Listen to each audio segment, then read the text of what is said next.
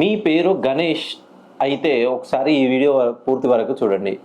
ఎప్పుడైతే GANESH గణేష్ అనే పేరుతో మీరు ప్రొనౌన్సియేషన్ అవుతుందో, మీరు ఇంటికి ఒక కొడుకుగా జన్మించినా లేదా మీ ఇంట్లో ఇద్దరు అబ్బాయిలు జన్మించినా మీకు కష్టాలు తప్పవనే చెప్తుంది మన ధర్మగంధి శాస్త్రం. ఎందుకనంటే ఇంటికి మీరు ప్రథమ లేదా ద్వితీయ లేకపోతే చివరి సంతానం మీరు అయినట్లయితే ప్రతి బరువు బాధ్యతలు మీపైనే ఉంటాయండి. మీ తల్లిదండ్రులు మీరు పుట్టినప్పుడు మంచి సిరి సంపదల్లో ఉంటారు. అనూహ్యంగా మీరు ఎప్పుడైతే యవ్వన వయసుకు వస్తారో వాళ్ళకి కష్టాలు తగ్గిపోయి మీ భుజస్కంధాల పైన కష్టాలు పెరిగిపోతాయి.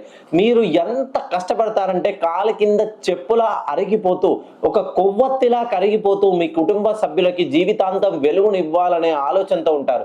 కానీ మిమ్మల్ని సంఘంలో మంచి గౌరవ కీర్తి ప్రతిష్టలు ఉంటాయి, కానీ ఇంట్లో వాళ్ళు మిమ్మల్ని పట్టించుకోరు.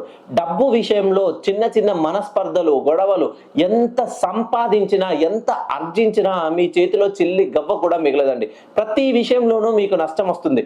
వివాహం ఆలస్యం అవ్వడం, వివాహం అయిన తర్వాత సంతాన విషయంలో చిన్న చిన్న ప్రాబ్లమ్స్, తల్లిదండ్రుల విషయంలో మనస్పర్ధలు, భార్యాభర్తల విషయంలో అనూహ్యమైనటువంటి కలహాలు రావడం, కుటుంబ విషయంలో అద్భుతంగా మీరు ఎంత కష్టపడి ఎంత కుటుంబాన్ని పైకి తీసుకురావాలనే ఆలోచన ఉన్నా కూడా మీది సంపాదన మాత్రం ఎక్కడ వేసిన గొంగడ అక్కడనే ఉంటుంది.